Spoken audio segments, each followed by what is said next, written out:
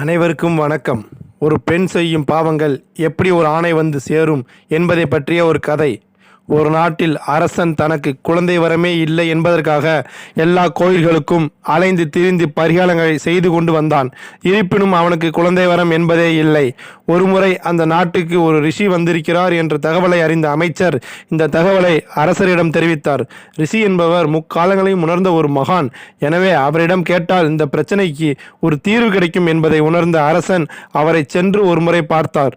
ரிஷியும் அரசனின் கஷ்டத்தை உணர்ந்து சிறிது நேரம் தவத்தில் இருந்து அவர் செய்த தீமைகளை கண்டுணர்ந்தார். தவத்திலிருந்து வெளிவந்து அரசனை பார்த்து, நீங்கள் முன் ஜென்மத்தில் செய்த தவறுக்கே இவ்வாறு நிகழ்கிறது என்பதை கூறினார். முன் ஜென்மத்திலும் அரசராக இருந்த நீங்கள் ஒரு தவறான தீர்ப்பினால் ஒரு கற்புக்கரசியின் சாபத்துக்கு ஆளாகி உள்ளீர்கள். ஒரு முதலாளி தன் தொழிலாளியின் மனைவியுடன் தவறாக உறவில் இருந்ததை தாங்கள் சரிவர விசாரிக்காமல் ஒரு நல்லவருக்கு தண்டனை வழங்கியதால் ஏற்பட்ட சாபமே அது. விளக்கமாக கூறுங்கள் என அரசன் கேட்டுக்கொண்டதற்கிணங்க நடந்ததை ரிஷிகள் கூறினார். உன் நாட்டின் ஒரு வியாபாரி தன் தொழிலாளியை கடைக்கு தேவையான பொருட்களை வெளியூர் சென்று வாங்கி வர அனுப்பிவிட்டு அந்த சமயத்தில் தொழிலாளியின் வீட்டுக்கு சென்று அவர் மனைவியுடன் தவறான உறவில் இருந்து வந்துள்ளார். அதுபோலவே ஒரு முறை வெளியூர் செல்லும் போது சிறிது தூரம் சென்று வீட்டில் மனைவியை ஒருமுறை பார்த்துவிட்டு கிளம்பலாம் என தொழிலாளி எண்ணினான். அந்த சமயத்தில் தொழிலாளியின் வீட்டில் இருந்த முதலாளி அவன் வருவதை தூரத்தில் இருந்தே பார்த்தார். உடனே பின்புற வழியாக அவன் ஓடினான். ஆனால் இதை தூரத்தில் இருந்த தொழிலாளி பார்த்தான். உடனே வந்து தன் மனைவியிடம் யார் அந்த ஆண் என்பதை பற்றி விசாரித்தார். அதற்கு அவள் உங்கள் முதலாளி என்று கூறாமல் பக்கத்து வீட்டுக்காரர் என்று பொய் சொன்னாள். கோபமுடனே பக்கத்து வீட்டுக்கு சென்று உன் கணவன் எங்கே என்று கேட்டான். அதற்கு பக்கத்து வீட்டுக்காரரின் மனைவி அவர் வியாபார விஷயமாக வெளியூர் சென்றுள்ளார் என்று கூறினாள். மனைவியிடம் வெளியூர் செல்வதாக கூறிவிட்டு தன் மனைவியுடன் இருக்கிறார் என்பதை அவன் நினைத்து கொண்டான். இந்த விஷயத்தை அந்த நாட்டின் அரசவைக்கு கொண்டு சென்றான் அந்த தொழிலாளி. அப்போது அரசர் சரிவர விசாரிக்காமல் எந்த தவறும் பண்ணாத பக்கத்து வீட்டு வியாபாரிக்கு மரண தண்டனை கொடுத்தார். இதை கேட்ட அவரின் மனைவி, என் கணவர் கனவிலும் அடுத்த பெண்களை நினைக்க மாட்டார்.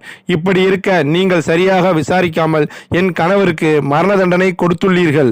அப்படியாக அவர் உண்மையாகவே தவறு செய்திருந்தால் அடுத்த ஜென்மத்தில் அவருக்கு ஆண்மை என்பதே இருக்காது. அதற்கு மாறாக நீங்கள் சரியாக விசாரிக்காமல் தவறான தண்டனை கொடுத்திருந்தால் அடுத்த ஜென்மத்தில் உங்களுக்கு குழந்தை பாக்கியம் இருக்காது என சாபம் கொடுத்தால் இந்த சாபத்தாலே தங்களுக்கு குழந்தை இல்லை என்பதை ரிஷி கூறினார்கள். மிகவும் மனம் வருந்திய அரசர் இதற்கு என்ன பரிகாரம் செய்வது என்று அவரிடமே கேட்டார். இந்த சாபம் நீங்குவதற்கு வழி உண்டு. அவர்கள் இந்த ஜென்மத்திலும் உன் நாட்டில்தான் வாழ்கிறார்கள். அவர்களுக்கு சரியான தீர்ப்பு வழங்கினால் இந்த சாபத்திலிருந்து நீ விடுபடலாம் என்று கூறினார். மேலும் அந்த நல்லவர்களின் காலில் விழுந்து மன்னிப்பு கேட்டு அவர்களை வணங்கினால் நீ மன்னிக்கப்படுவாய் என்று கூறினார். அவர்களை நான் எப்படி கண்டுகொள்வது என்று அரசர் ரிஷியிடம் கேட்டார். அதற்கு ரிஷி கூறினார், எந்த தவறும் செய்யாத அந்த வியாபாரியும் உனக்கு சாபம் கொடுத்த அவள் மனைவியும் இந்த ஜென்மத்திலும் கணவன் மனைவியாகவே வாழ்ந்து வருகின்றனர். அவர்களுக்கு திருமணம் நடந்து 3 ஆண்டுகள் ஆகிறது. இதை வைத்து நீ அவர்கள் என்று கூறினார். உடனே அரசபைக்கு வந்த அரசர் இந்த நாட்டில் 3 ஆண்டுகள் திருமணமான தம்பதியர் அனைவரையும் இங்கு வரும்படி ஆணையிட்டார். அவர்களில் சிறந்த ஜோடிக்கு அரசருக்கு இணையான பதவி வழங்கப்படும் என்று அறிவிப்பு கொடுக்கப்பட்டது. அவர்களுக்கென போட்டிகள், சிறந்த குணநலங்கள் என அனைத்திலும் தேர்ச்சி பெற்ற 3 தம்பதிகள் இறுதியாக இருந்தனர். மூவரில் ஒருவர்தான் நமக்கான பாவத்தை நீக்கக்கூடியவர் என்று உணர்ந்த அரசர் அம்மூவரிடம் ரிஷிகள் கூறியதை கூறினார். அப்போது ஒருவன் கூறினான், நான் திருமணத்துக்கு முன்பு ஒரு பெண்ணுடன் தவறான உறவில் இருந்தேன். ஆனால் நான் சென்று விடுகிறேன் என்று கூறினார்.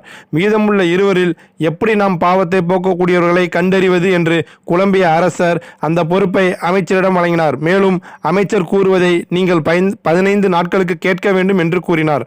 அமைச்சர் அவர்கள் 2 வாலிபர்களையும் நாட்டுக்காக போருக்கு செல்லும்படி அவர்கள் மனைவி முன் கூறினார். 2 பெண்களையும் அவர்கள் வீட்டுக்கு செல்லும்படி கூறினார். அதன் பிறகு 2 வாலிபையும் போருக்கு அனுப்பாமல் அரசபையிலேயே தங்க வைத்து அவர்களின் மனைவிகளை பற்றி கேட்டறிந்து கொண்டார். முதல் வாலிபன், என் மனைவி கற்புக்கு எடுத்துக்காட்டாக அவள் கழுத்தில் முத்துமணி மாலை அணிந்துள்ளார். 2வது வாலிபர், என் மனைவியும் கற்புக்காக கையில் ரத்தின மோதிரம் அணிந்துள்ளார் என்று கூறினார். இந்த தகவலை எல்லாம் கேட்டுக்கொண்ட அமைச்சர் முதல் வாலிபனின் மனைவியிடம் வேறொரு வாலிபனை அனுப்பி எப்படியாவது அவள் முத்துமணி மாலையை எடுத்து வரும்படி இருக்கும்படி கூறினார். இந்த வாலிபனும் அவள் வீட்டுக்கு சென்று, உன் கணவன் போரில் இறந்து விட்டான், அதனால் உனக்கு துணையாக 10 நாட்கள் இங்கு தங்கி வருமாறு அரசன் கூறியதால் நான் இங்கு வந்துள்ளேன் என்று கூறினான். அவளும் அழுது கொண்டே மிகவும் கடினமான நாட்களை கடந்தாள். ஒரு கட்டத்தில் உணவில் மூலிகை மருந்துகளை கலந்து அவளுக்கு மயக்கம் வரவழைத்து அவளை முத்துமணி மாலையை எடுத்துச் சென்றான். இரண்டாவது வாலிபனின் மனைவியிடம் அமைச்சரே பொய் கூறி, உன் கணவன் போரில் இறந்து விட்டான், உனக்கு துணையாக இருக்கும்படி அரசர் கூறியதால் நான் வந்துள்ளேன் என்று கூறி அவளுக்கு பொன் பொருள் என அனைத்தையும் வழங்கினான். ஒரு கட்டத்தில் அமைச்சரின் வார்த்தைக்கு பொருளுக்கும் ஆசைப்பட்டு அமைச்சருடன் தவறான உறவில் இருந்தால் தனது கற்புக்கு அடையாளமான இரத்தின மோதிரத்தையும் அமைச்சரிடம் கொடுத்து விட்டாள். அமைச்சர் முத்துமணி மாலையையும் இரத்தின மோதிரத்தையும் அரசவைக்கு கொண்டு இல்லை என்று அரசரிடம் கூறினார். அந்த சமயத்தில் கோட்டைக்கு வெளியே ஒரு பெண்ணின் பயங்கர சத்தம் கேட்டுக்கொண்டிருந்தது. உடனே அரசர் அந்த பெண்ணை அழைத்து வர கூறினார். அந்த பெண் முதல் வாலிபனின் மனைவி.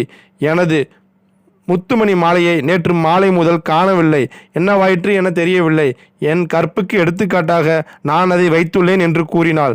மிகவும் குழம்பிய அரசர் தனது தீவிர விசாரணையில் ஈடுபட்டார். அப்போது அமைச்சர் செய்த தவறை அவர் கண்டுணர்ந்தார். இந்த அமைச்சர் தான் அந்த குற்றம் செய்த வியாபாரி, அந்த இரண்டாவது மனைவிதான் அந்த அரசனின் கள்ளக்காதலி என்பதை உணர்ந்த அரசர் அவர்கள் இருவருக்கும் மரண தண்டனையை விதித்தார். அதுவும் எந்த தவறும் செய்யாத வாலிபனின் கையாலேயே அந்த தண்டனையை நிறைவேற்றப்பட்டது. பிறகு அரசன் அந்த தம்பதியினரின் காலில் விழுந்து மன்னித்து விடுங்கள் என்று கூறினார். இரண்டாவது வாலிபனுக்கு நல்ல ஒரு பெண்ணை பார்த்து மனம் முடித்து வைத்தார் அரசன். இதன் மூலம் அவரது பாவம் முழுவதும் போக்கிக் கொண்டார். அதன் பின் அரசருக்கு வரிசையாக 3 குழந்தைகள் வந்து பிறந்தார்கள். எனவே அனைவரும் அவரவர் வாழ்க்கையில் செய்யும் பாவங்களுக்கு கண்டிப்பாக கர்ம வினைகள் என்பதை உணர்ந்து நல்ல செயல்களையே செய்வோம். நன்றி, வணக்கம்.